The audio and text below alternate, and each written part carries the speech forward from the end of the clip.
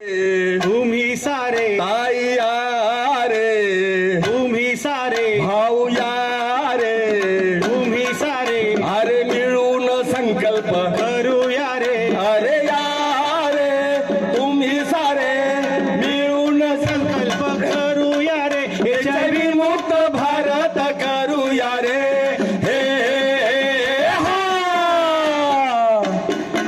लढा हा देऊया संकल्प करूया HIV मुक्त करू देश देश देश. हे लढा हा देऊया संकल्प करू HIV मुक्त करू देश देश देश.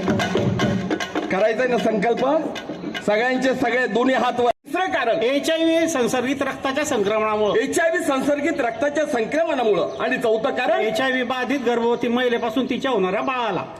हा HIVचा संसर्ग फक्त या 4च कारणाने होतो. 4च कारण HIV बाधित माणसाबरोबर राहिल्यानं, अजिबात होत नाही, त्याचे कपडे वापरल्यानं, अजिबात होत नाही, त्याच्याबरोबर उठल्यानं बसल्यानं जेवल्यानं अजिबात होत नाही. आता मी फिरताना तुमच्या बरोबर मी माझ्यावरच काय झालंय सारखं सारखं. म्हणजे पहिलं कारण HIV असुरक्षित लैंगिक संबंध केल्यामुळं, असुरक्षित लैंगिक संबंध केल्यामुळं. म्हणजे आपण त्याच्यासाठी जे काय संबंध ठेवायचे नाही आणि ठेवायचे असेल तर आपल्याला सुरक्षा वापरली पाहिजे. दुसरं कारण HIV संसर्गित रक्ताच्या संक्रमणामुळं, रक्ताच्या संक्रमणामुळे. हा. म्हणजे कसं काय भाऊ? अरे म्हणजे कसं होतं भाऊ, भरपूर अपघात होतो, ऍक्सिडेंट होतो, आपण काय म्हणतो चाल रे भाऊ दे रे रक्त, ये रे भाऊ दे रे रक्त, हा. तर तसं अजिबात करायचं नाही. बरोबर. तिसरं कारण HIV संसर्गित सुई व सिरीज मुळे. तुला काय आम्ही येडे वाटले का रे बोरे? आता काय आलं भाऊ? आता प्रत्येक डॉक्टर देताना सुद्धा नवीन इंजेक्शन देतो, हा. सिरीजचा वापर करतो, तरी इंजेक्शन मुळे अरे भाऊ तुझं म्हणणं बरोबर आहे. डॉक्टर देताना नवीन इंजेक्शन वापरतो, पेशंट चिंता जाईल र. अरे कसं काय होईल र HIV, कसं काय होईल र, कसं काय होईल र, HIV कसं काय होईल र, कसं काय होईल र, HIV कसं काय होईल र, कसं काय होईल र, HIV कसं काय होईल र.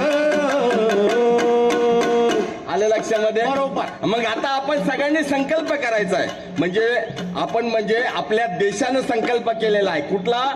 HIV मुक्त भारत करण्याचा. आपल्याला सगळ्यांना संकल्प करायचा आहे ना? करायचं की नाही?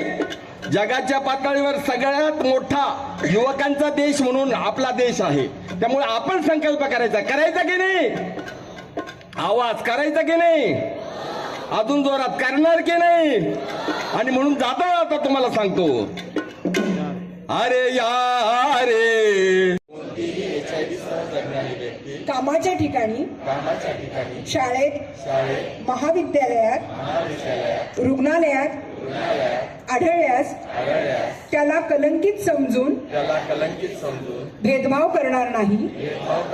यासाठी माझ्या सहवासातील इतर व्यक्तींना HIV संबंधित माहिती देण्यास मदत करीन. कोणतीही HIV सह जगणारी व्यक्ती मानवाधिकारापासून वंचित राहणार नाही याची मी काळजी घेईन. धन्यवाद.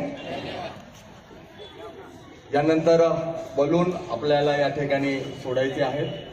सर्व मान्यवर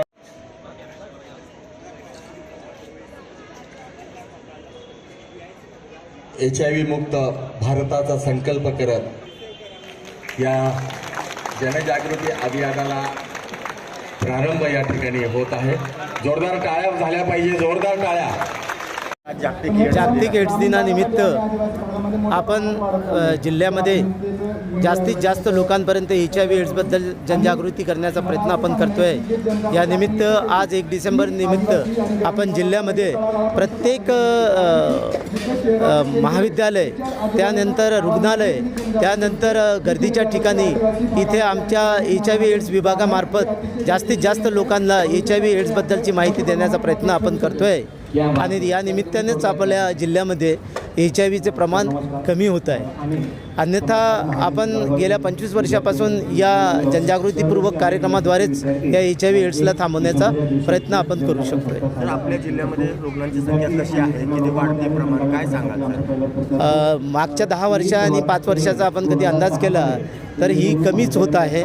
म्हणजे जे इतर जिल्ह्यांच्या तुलनेने किंवा राज्याच्या तुलनेने आपलं जिल्हा जो पर्सेंटेज आहे हा कमी होत आहे. काय काळजी घ्यावी रुग्णांनी, काय सांगाल? याबद्दल मी एवढंच सांगेल की एक जागतिक एड्स डिसेंबर निमित्त सर्वात जास्तीत जास्त लोकांनी HIV एड्सबद्दल जनजागृती करून माहिती घ्यावी, हाच महत्त्वाचा भाग आहे. एड्स दिन आहे, काय सांगाल तुम्ही यानिमित्त? आज 1 डिसेंबर 2025 जागतिक एड्स दिनानिमित्त आता सगळ्या समाजाला यावर्षीचा असा संदेश आहे की सगळ्या अडथळ्यांवर मात करायची, HIV विरुद्ध लढा लढायचा आणि समाजामध्ये परिवर्तन घडवून आणायचं. तर त्याच्यामध्ये प्रिव्हेन्शन तर महत्त्वाचं आहे, जसं असुरक्षित लैंगिक संबंध टाळायचे, अनऑथराईज ब्लड बँकमधनं ब्लड वगैरे घेणं टाळायचं किंवा असुरक्षित सिरिंज वापरायचे नाही. आणि दुसरं म्हणजे आईकडून बाळाला होणारे जे चान्सेस असतात ते आईची टेस्टिंग करून कमी करण्यात यावं. तर मी इथे मेडिकल ऑफिसर आहे. आताच्या ज्या मेडिसिन आलेल्या आहे HIVच्या ह्या खूप पॉवरफुल गोळ्या आहेत. जरी एखाद्या व्यक्तीला कळलं की HIV आहे तर बिलकुल घाबरून न जाता त्यांनी व्यवस्थित ट्रीटमेंट घ्यावी. या मेडिसिन सगळ्या सरकारतर्फे फुकट दिल्या जातात. सगळे ट्रीटमेंट आणि सगळे इन्व्हेस्टिगेशन, सगळे रक्ताचे रिपोर्ट वगैरे इथे फुकट करण्यात येतात. आणि HIV पॉझिटिव्ह जरी असलं तरी या मेडिसिनमुळे रुग्णांचं आयुष्य आता जवळजवळ 30 ते 40 वर्षांनी वाढलेलं आहे. त्यामुळे जरी HIV पॉझिटिव्ह असं एखाद्या व्यक्तीला कळलं तरी डिप्रेशन वगैरेमध्ये न जाता इथे येऊन ART केंद्रामध्ये येऊन सगळ्यांनी व्यवस्थित गोळ्या घेतल्या तर चांगलं आयुष्य जगू शकतात. आणि दुसरं मला समाजाला एक असं आवाहन आहे की ह्या मेडिसिन एवढ्या पॉवरफुल आहेत की आई जरी पॉझिटिव्ह असेल, आईवडील जरी पॉझिटिव्ह असेल तरी होणाऱ्या बाळाला ह्या मेडिसिनमुळे HIV नाही होणार. आता मागच्या 4-5 वर्षाचा अनुभव आहे की या मेडिसिनमुळे एकही बेबी आतापर्यंत आई जरी वडील जरी पॉझिटिव्ह असले तरी पॉझिटिव्ह आलेलं नाही आहे. तर ज्याही गरोदर माता आहे त्यांनी जेव्हाही कळतं की त्या गरोदर आहेत तेव्हा ICTCमध्ये जाऊन स्वतःची HIVची तपासणी करावी. आणि जर ते पॉझिटिव्ह आले तर लवकरात लवकर जर ART चालू केली तर होणारं बाळ हे ॲब्सोल्युटली नॉर्मल असेल, HIV मुक्त असेल आणि ते एक चांगलं जीवन जगू शकतात. तर मला सगळ्या समाजाला आवाहन आहे की सगळे काळजी तर घ्यायचीच, पण त्यानंतरही जर त्यांना कळलं HIV आहे तर घाबरून न जाता इथे सरकारी यंत्रणेत येऊन व्यवस्थित औषधं घेतली तर व्यवस्थित ते त्यांचं जीवन जगू शकतात. थँक्यू. आपल्या जिल्ह्याची परिस्थिती कशी आहे आता? जिल्ह्यामध्ये किती रुग्णसंख्या आहे, वाढतं आहे प्रमाण की कमी होत आहे? आधी जेव्हा 15 वर्षापूर्वी मी इथे जॉईन झाले होते तेव्हा जास्त प्रमाणामध्ये एका महिन्यामध्ये जवळजवळ 100 वगैरे नवीन पेशंट कळायचे.